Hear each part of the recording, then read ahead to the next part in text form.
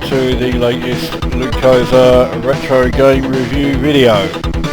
Now if you can hear a load of explosions in the background, well there's a simple explanation for that.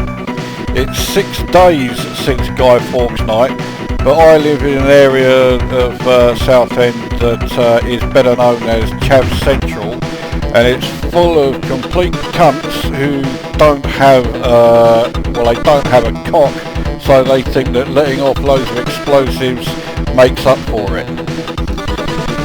So anyway, let's get on with this review.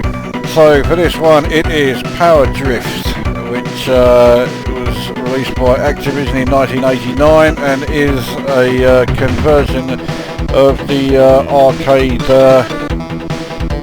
the original arcade game. Now, let's cut to the chase. I did not have this game back in the day, and I am fucking glad of that.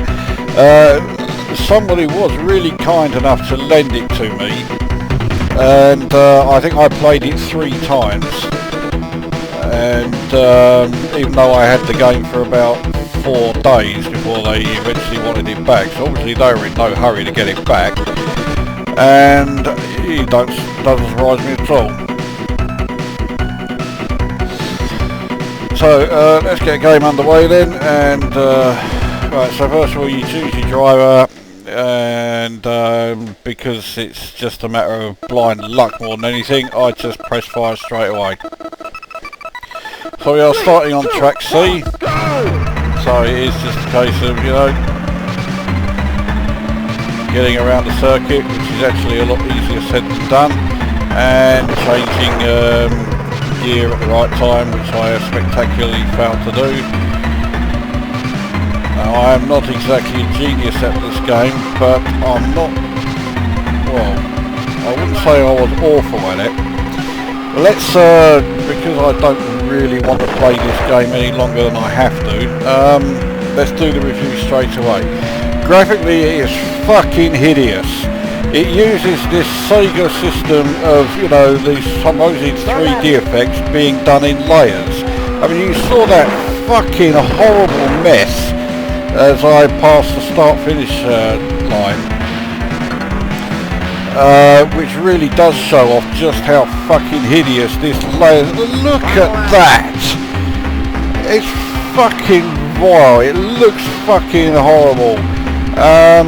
Then you have this part of the circuit where you're, driving around in the air almost, where the actual circuit itself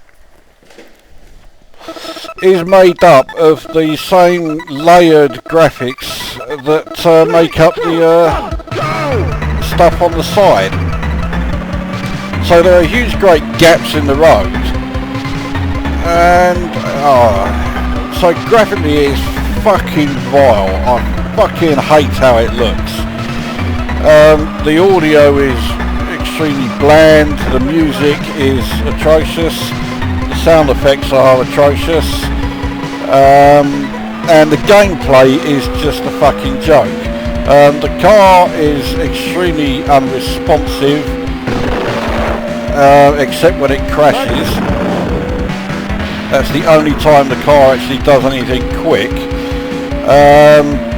Turning round corners, I mean, yes, okay, the corners do actually, go off the screen. It's not just turning on the screen, but they turn so sharply that it is just ridiculously hard to try and turn with them. You always either turn too sharply or nowhere near sharply enough, and it's just ridiculous trying to actually control it. So I finished 3rd in each race. You have to finish in the top 3 to progress to the next race. So now we have another fucking circuit with loads of this fucking horrible, the track's in the air, so therefore it's made up of these shitty 3D graphics which have gaps in between them. And in this one, they don't even have any crash barriers to stop you going off. So graphically it's fucking shit. It's one of the worst games I've ever seen. Well, one of the worst Amiga games anyway I've ever seen. I mean, the thing with this whole Sega thing of they do this what's supposed to be like an attempt at 3D, except of course it is still a 2D image, but they do it in the same way that 3D cinema works, or how the Nintendo 3DS works, which isn't 3D at all. It's just one flat image looks like it's behind another flat image, and that's all it does. It looks like shit in 3D, and it looks even worse in 2D. Some Sega games get away with it. This is absolutely not one of them. If you have a game design that, lets that 3D style work, then great. I don't even know where the fuck I went there. But as well as using a game style that allows you to get away with it, you also have to have the hardware to push it at a rate so that A, it's fast enough that you can get away with it all being in layers. Look at that. And B, you have to have the hardware to ensure that it will continue to be pushed at the rate it needs to get away with it.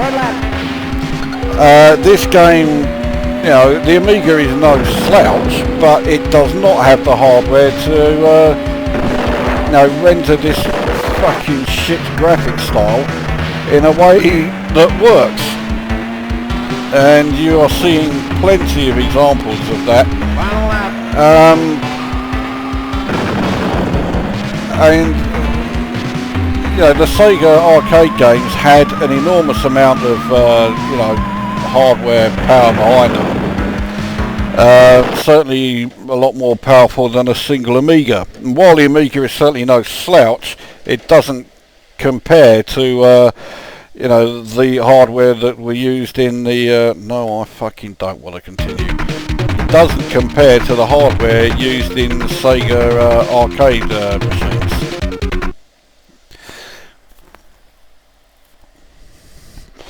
So it means that the game plays slower and can't do those graphics quickly enough.